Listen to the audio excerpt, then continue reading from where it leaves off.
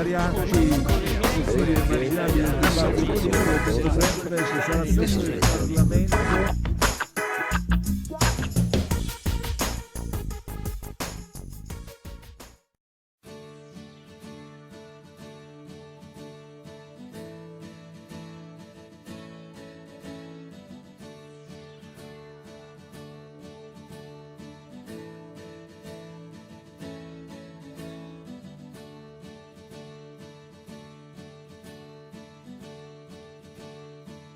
Buongiorno Formalba, buongiorno Italia, buongiorno ai nostri ospiti, ma più che ospiti, padroni di casa, Giorgio Scienzi e Lucio Sarto, per questa seconda puntata del Grillo Parlante. Bene, ciao Marco e ciao Lucio. Buongiorno Marco, ciao Giorgio, buongiorno ai nostri cari radioascoltatori. Oggi è lunedì, siamo a 2 giorni da un anniversario importante celebrato in tutto il mondo che è la giornata della memoria. Il 27 gennaio del 1945 le armate del generale Zhukov provenienti da Cracovia scoprono l'orrore di Auschwitz. Auschwitz e Birkenau, dove lo sterminio degli ebrei, e non solo degli ebrei, da parte dei nazisti era diventato da artigianale a industriale. Oggi noi affronteremo questo problema con 2 ospiti di indubbia preparazione sul fatto se ancora oggi la giornata della memoria è un valore e come noi vogliamo trasmettere questo valore agli allievi che ci sono stati affidati. Lucio?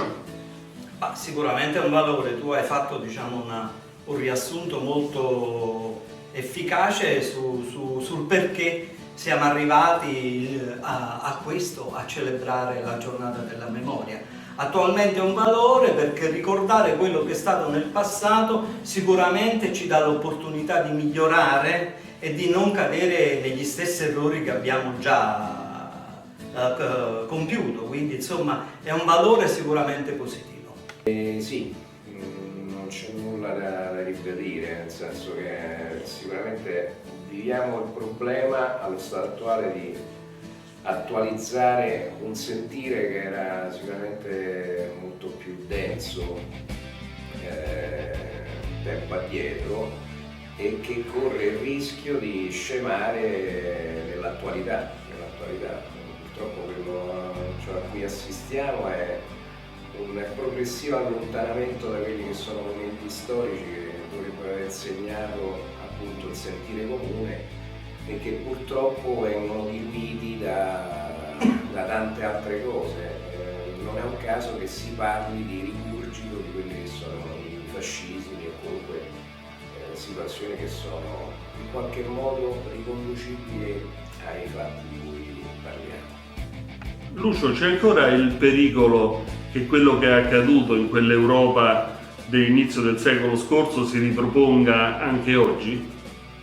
Purtroppo sì, il pericolo c'è perché esiste la culturalità dell'essere umano.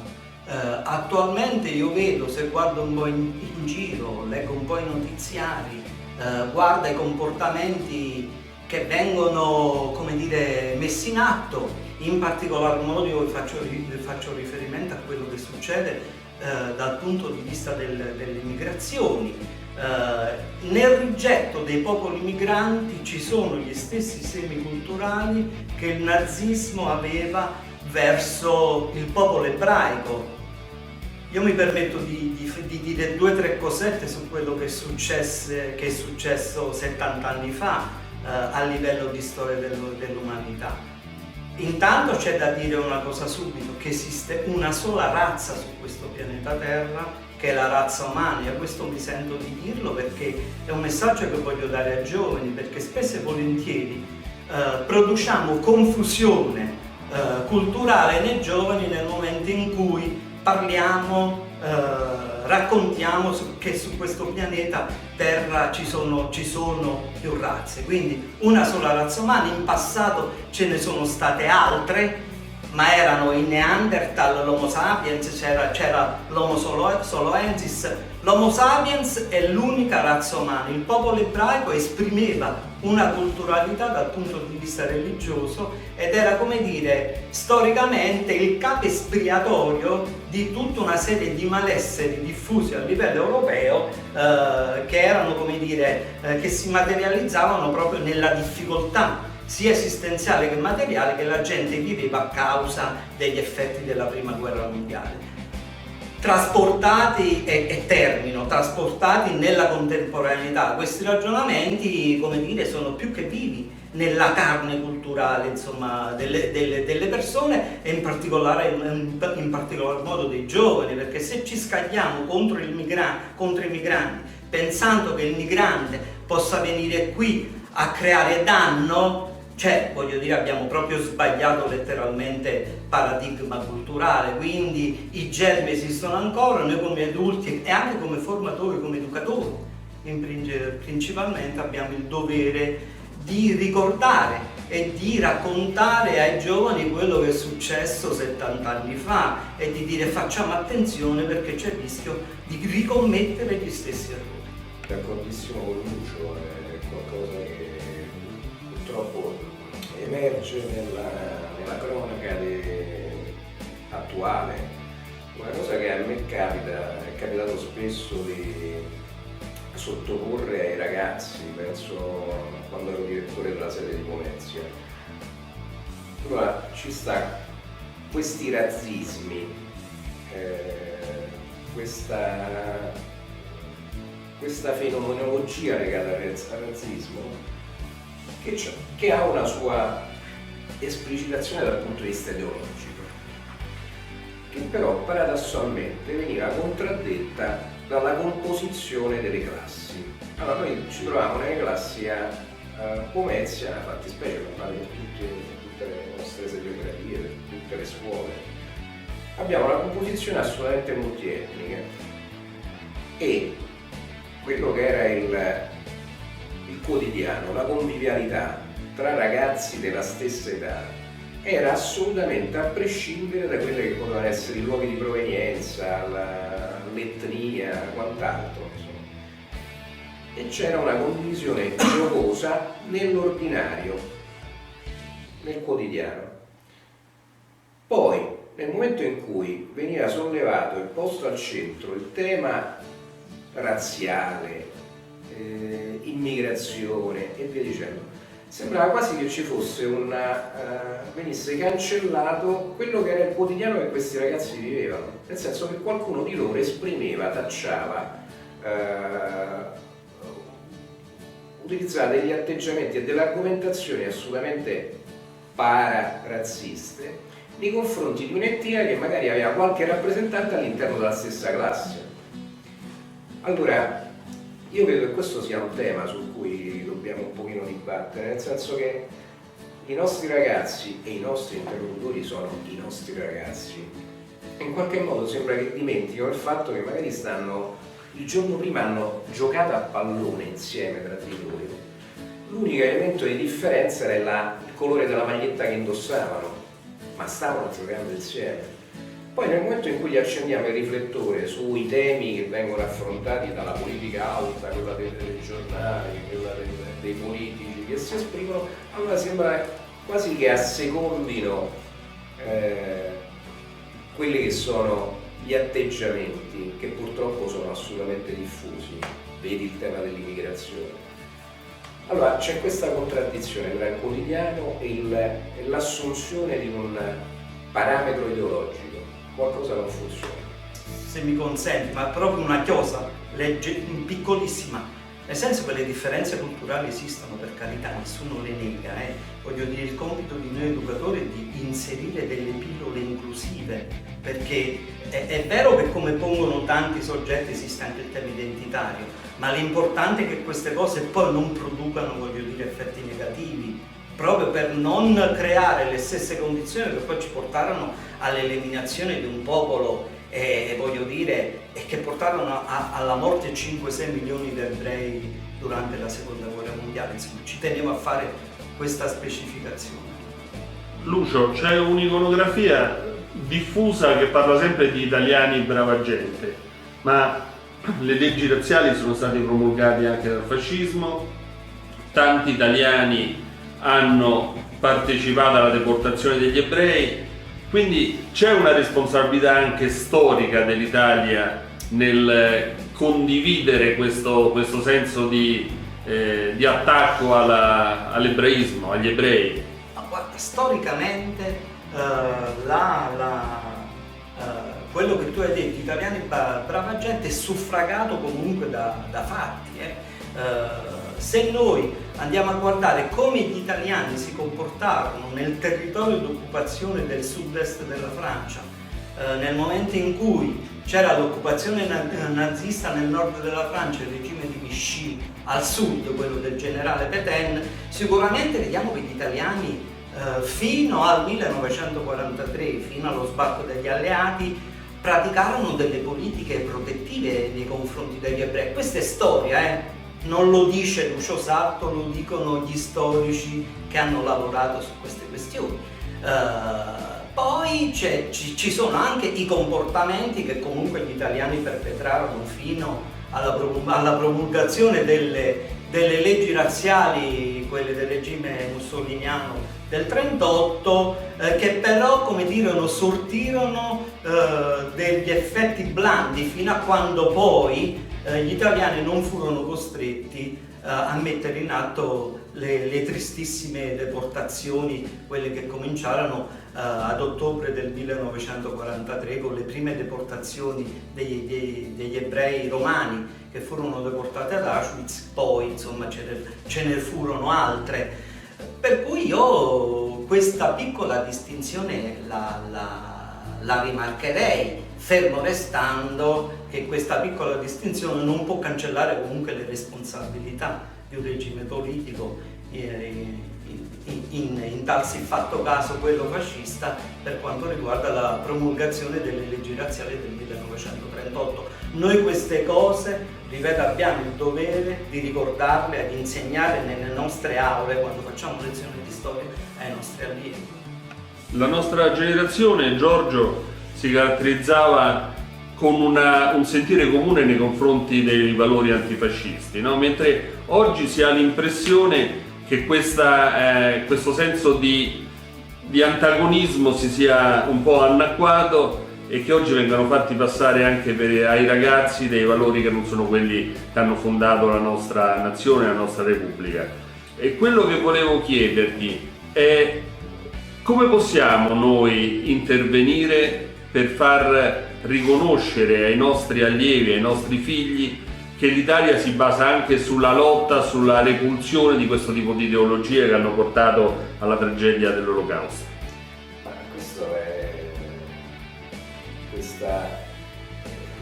lo chiamo ancora rigurgito, i sentimenti razzisti, parafascisti e quant'altro, è figlio di un momento culturale particolare.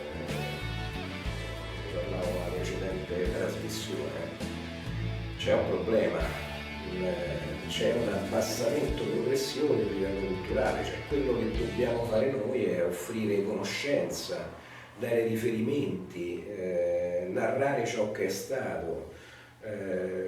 In realtà spesso e volentieri le argomentazioni che vanno a suffragare certe ideologie sono molto superficiali, sono figli di una povertà culturale mostruosa, sono figli di un processo di semplificazione diffuso, tutto molto semplice, concetti elementari, assenza di riferimenti storici, mancanza di capacità di analisi, mancanza di substrato culturale. Questo è il problema, nel senso che su questo ci dobbiamo battere e su questo dobbiamo continuare a perseguire i nostri obiettivi di educatori. Dare tanta informazione, cercare di combattere quello che è un processo di semplificazione diffusa. La comunicazione oramai è sempre più elementare, è contratta, e ad una comunicazione, anche a un linguaggio semplificato, corrisponde una semplificazione del pensiero e della capacità pensare, di elaborare. Lucio, la storia è maestra di vita, questo ci hanno insegnato anche sui banchi di scuola a quelli come noi un pochino più datati. E la storia però ci insegna anche che dopo lo sterminio di Auschwitz è venuta anche la tragedia del Ruanda, è venuto quello che è avvenuto nei Balcani, eccetera. Ma l'uomo non sta imparando da se stesso? Questo è un processo che non finisce mai, insomma, ecco, come diceva l'amico collega Giorgio, raccontare la complessità è veramente difficile, quindi è un impegno dal quale noi educatori, ripeto, adulti non ci possiamo sottrarre. Marco, la storia comunque continua a formarsi quotidianamente, per cui il genere umano, come dire, essendo anche una specie in evoluzione, spesso e volentieri io dico che non ha ancora compiuto questo processo, questa è la mia opinione, non ha compiuto ancora un processo pienamente evolutivo ed inclusivo. Quali sono poi gli unici strumenti che noi abbiamo?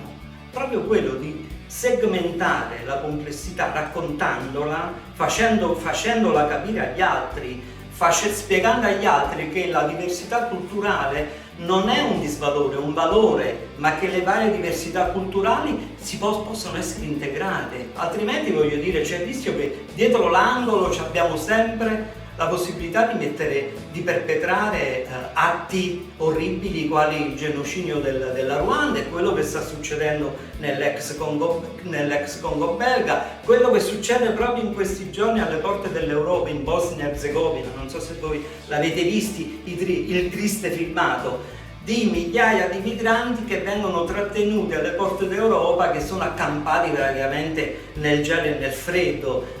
Di che stiamo parlando? Stiamo parlando appunto proprio di diversità che, come dire, noi abbiamo il dovere di integrare, altrimenti ecco, l'orlo del precipizio e del genocidio è sempre lì davanti a noi. Un'idea, nel senso, qual è un deterrente al pensiero chiuso, ottuso, di cui il razzismo è un'espressione? Questo è un momento in cui siamo limitati negli spostamenti. Il Covid impone delle restrizioni, ha purtroppo toccato quello che è il settore turistico pesantemente, non si viaggia, compagniere che sono costrette a chiudere, traffico navale e quant'altro. Uno dei grandi deterrenti alla chiusura e al pensiero ottuso è la conoscenza. Uno degli strumenti della conoscenza è sicuramente il viaggio.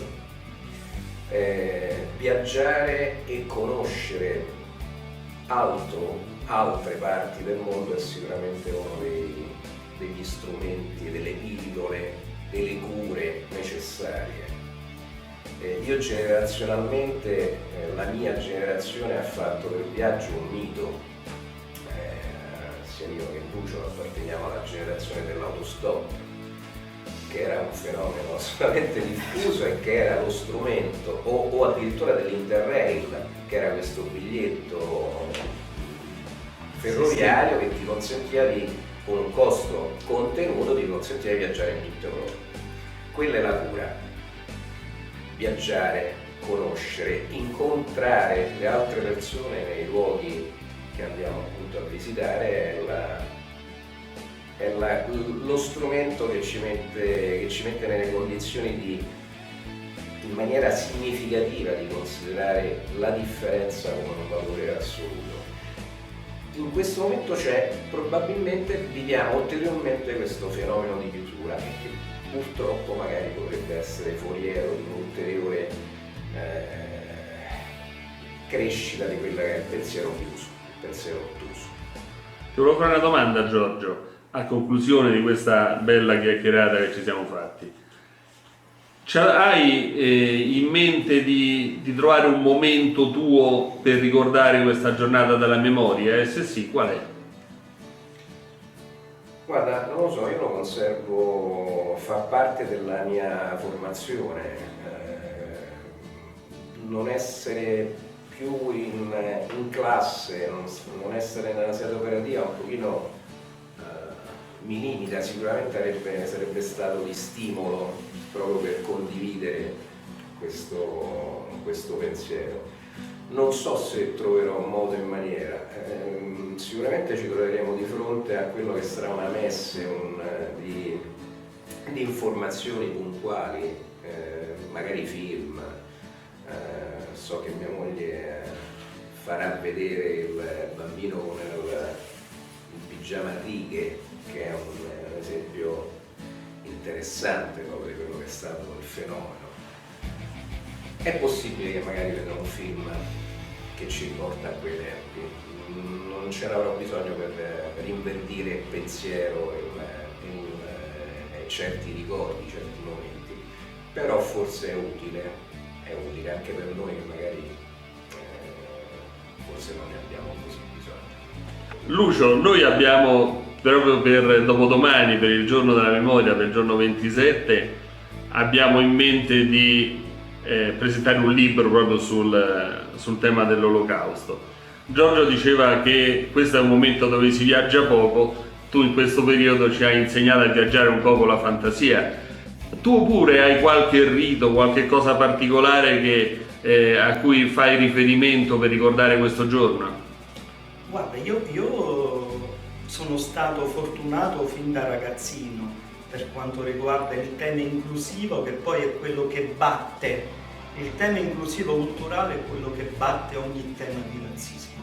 Io ho frequentato le elementari dove il plesso scolastico era all'interno di un centro di raccolta profughi. Già a metà degli anni 60 io andavo a scuola con i figli degli italiani che si erano sposati con le donne di colore e che provenivano dall'Eritrea e dall'Etiopia, quindi voglio dire il fatto di aver accumulato questa esperienza mi dà la fortuna poi di poterla raccontare agli altri. L'incontro della diversità materiale è quello che poi ti dà la percezione di quello che è fondamentalmente ti dà la contezza da dove appunto viene il fenomeno del razzismo. La lettura è sicuramente, come dire, un aiuto, un mezzo importante, fondamentale, che ci consente di capire la complessità dei fenomeni. Noi insieme abbiamo aperto questa simpatica finestra settimanale dove ogni settimana presentiamo un libro. Io sto preparando la presentazione di un libro scritto da uno storico chiaramente di origine israeliana, che è praticamente una ricerca su tutta la bibliografia diarista di tutti gli ebrei che furono, diciamo, messi sotto torchio dal regime fascista, nazifascista. Per cui voglio dire, la lettura è sicuramente, insomma, un mezzo principale che, abbinata al viaggio, ci fa capire, ci fa conoscere meglio la diversità. Per il momento, in questo periodo di pandemia, accontentiamoci della lettura e va bene così. Giorgio, questa è la tua trasmissione, il Grillo Parlante, quindi lasciamo a te le conclusioni e soprattutto un messaggio ai nostri ragazzi che mi auguro ci ascolteranno. Ma guarda, le conclusioni è qualcosa, non deve essere un rito il giorno della memoria, deve essere un qualcosa che dovrebbe essere un substrato della nostra esistenza, dovrebbe rimanere come attenzione costante. Per i nostri ragazzi il mio auspicio è sempre lo stesso: curiosità, e la curiosità poi è il motore che ci mette nelle condizioni di conoscere, di informarsi. Il mio grande terrore, la mia grande battaglia è quella là di combattere quella che è un'inerzia in qualche modo emergente, che è quella che impedisce a tanti ragazzi di attivare quello che è un processo di informazione, di ricerca dell'informazione e quant'altro.